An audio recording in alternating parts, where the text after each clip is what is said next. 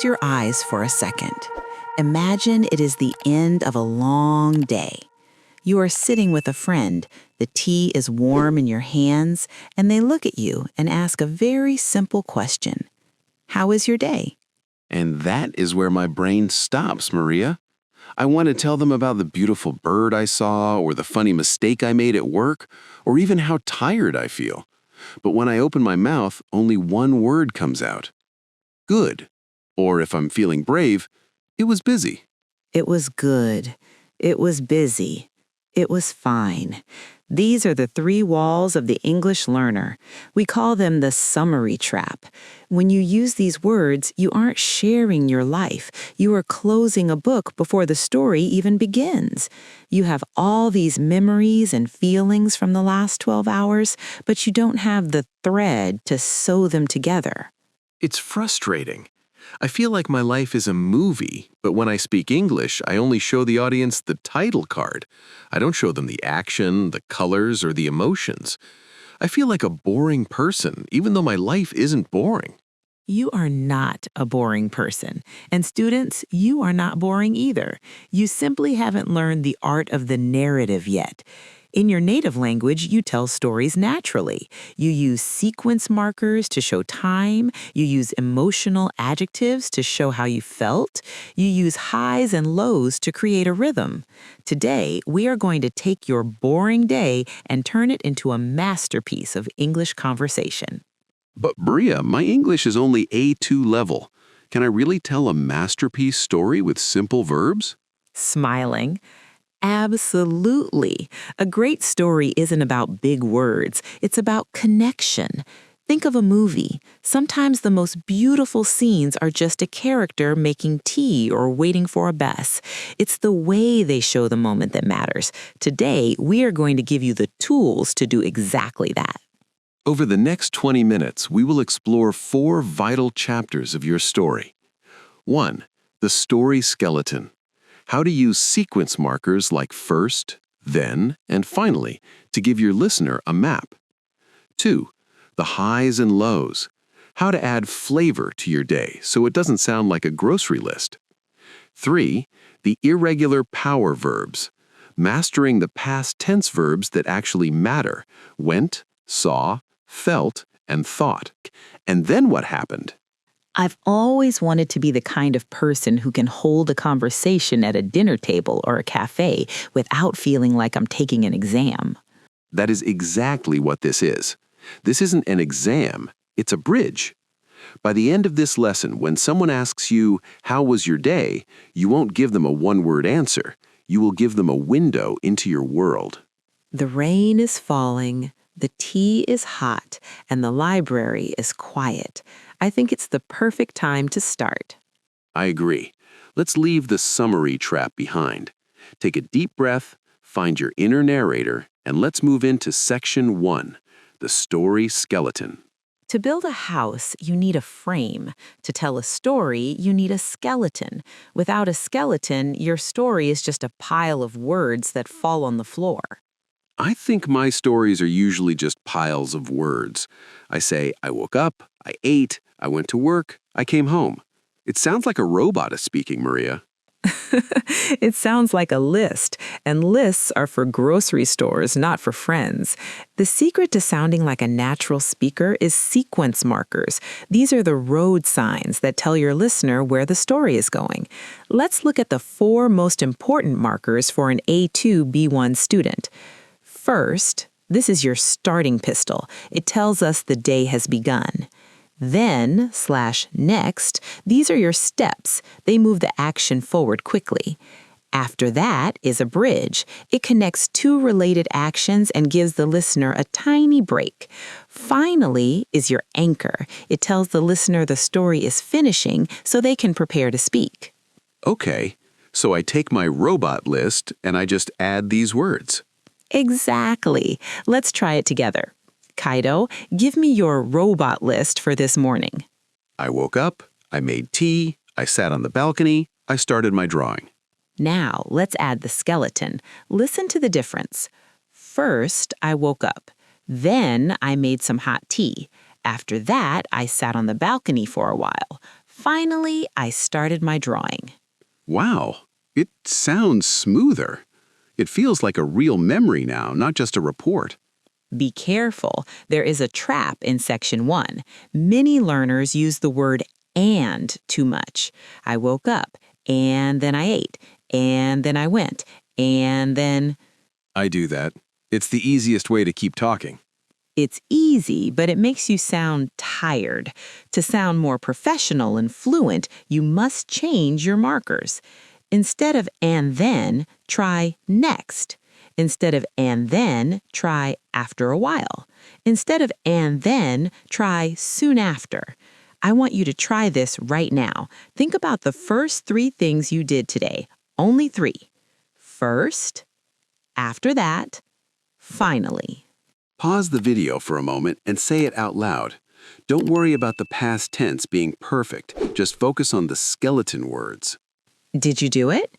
Notice how much more controlled your English feels when you know exactly which road sign to use next. I feel like I have a map now. I'm not lost in my own day. Good, but a skeleton is just bones. To make the story live, we need section 2, the highs and lows. We need to add the skin and the feelings. We have our skeleton. First, then, finally. But if a story is just a skeleton, it's a bit scary, isn't it? It has no heart. It feels like reading a manual for a washing machine. First, put in the clothes, then add the soap. It's missing the feeling. Exactly. To make a story vibrant, remember our power word? You need highs and lows. In every boring day, there is at least one small high, something good, and one small low, something difficult. But Maria, my Tuesday was so normal. I just worked on my computer, and then I cleaned my desk. There are no highs there. That's where you're wrong. A high doesn't have to be winning the lottery. A high can be a satisfying cup of tea. A low can be a frustrating computer error. Students, here is the secret. Every time you describe a task, I want you to put an emotional adjective in front of it. Don't say, I worked. Say, I did some productive work. Don't say, I cleaned. Say, I did some tiring cleaning. Oh, so I'm telling the listener how I felt about the work, not just that I did it. Precisely.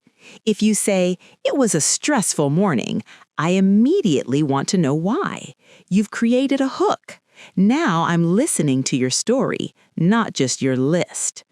Many students try to sound perfect. They only want to talk about good things. Really? I thought people wanted to hear happy stories. People want to hear real stories. A low creates a tiny bit of drama. I went to the store, but unfortunately it was closed. Or, I tried to cook dinner, but I accidentally burnt the rice. Okay, I see. When I say I burnt the rice, you feel sorry for me. We're connecting. Exactly. You've moved from information to connection. I want you to look at your day again. I want you to find one high and one low. Use these 2 signal words. 1, luckily, for your high. 2, unfortunately, for your low. Let me try. Luckily, the rain stopped for 10 minutes so I could walk. Unfortunately, I forgot my umbrella anyway.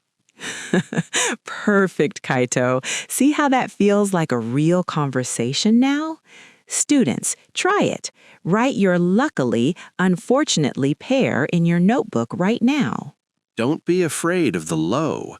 The low is what makes your English sound human.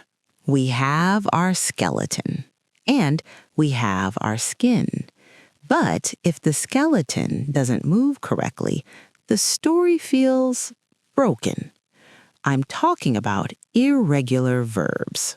Oh no, not the list. Go, went, gone, buy, bought. My head hurts just thinking about the 3 columns in my old school book. Smiling. We are throwing those columns away today. You don't need 100 verbs to tell a daily story. You only need about 20. I call them the tricky 20. These are the verbs you use every single day. I went, I saw, I had, I thought, I bought. But they don't follow the rules. Why can't I just say I goed or I buyed? Because your brain is trying to be logical, but English is a bit of a rebel. When you say I goed, the listener still understands you, but the movie of your story pauses for a second. To be fluent, these 20 verbs need to be automatic. Students don't memorize letters, memorize sounds. Notice how many irregular verbs follow the same music? Buy becomes bought. Think becomes thought. Catch becomes caught. Bring becomes brought. Bought, thought, caught, brought. It's like a song. There is one verb that 90% of students get wrong when telling a daily story. Do you know what it is? Is it understand? It's actually did. Students often say, I was do my homework, or I did went. In a simple story, the verb only changes once. I did my work, correct. I went to the store, correct. I did went, incorrect. Too many changes. Let's practice the tricky 20 right now. I will give you the present, you give me the past. I see. I saw. I have. I had. I think. I thought. I buy. I bought. I go. I went. I make. I made. I tell. I told. That was fast, but I noticed something. The more I say I saw or I went, the less I have to think about it. It just happens. That's the goal. You are building muscle memory. We have the bones. We have the skin. And we have the engine. Now it's time to drive. I want you to tell me about your day. No summaries. No, it was fine. I want the evening narrative. Okay, I'm nervous, but I have my map. I have my markers. I'm ready. Remember, don't be perfect. Just be continuous. First, I woke up quite early because the sun was very bright. Then I made a delicious cup of coffee and I sat on the balcony. Luckily, it was very quiet outside, so I thought about my new drawing for a long time. After that, I went to the park. Unfortunately, it started to rain, so I got a bit wet. But then I saw a small cat hiding under a bench. It looked so cute. Finally, I came here to the library to meet Maria. Now I feel relaxed and happy. That was beautiful. Did you hear what he did, students? 1. He used first, then, after that, finally, the skeleton. 2. He used luckily and unfortunately, the highs and lows. 3. He used sat, thought, went, got, saw, came, the tricky 20. You know what? It didn't feel like I was doing a grammar exercise. It felt like I was sharing a memory. I could see the cat in my head while I was speaking. Why do we do this? We do this because when you tell a story like Kaito just did, you give the other person something to talk about. If Kaito says, it was fine, I have nothing to say. But because he said, I saw a cat, I can ask, what color was the cat? Because he said, I got wet, I can ask, do you have an umbrella? So a good story is actually a gift for the other person. Exactly. You are giving them hooks to hang their own words on. That is how a real conversation begins. We have reached the end of our evening masterclass. You now have the secret to never being boring in English again. It's not about having a crazy life. It's about how you tell the story of your normal life. Now it's your turn. I have a homework assignment for you. I want you to go to the comments of this video right now. Tell us 3 things about your Tuesday. 1, use 1 sequence marker. 2, use 1 luckily or unfortunately. 3, use 2 irregular past verbs. I will be reading your stories. I want to know about your coffee, your walks, and even your unfortunately moments. Keep your light on, keep your inner narrator talking, and we will see you in the next podcast. Goodbye for now. Goodbye.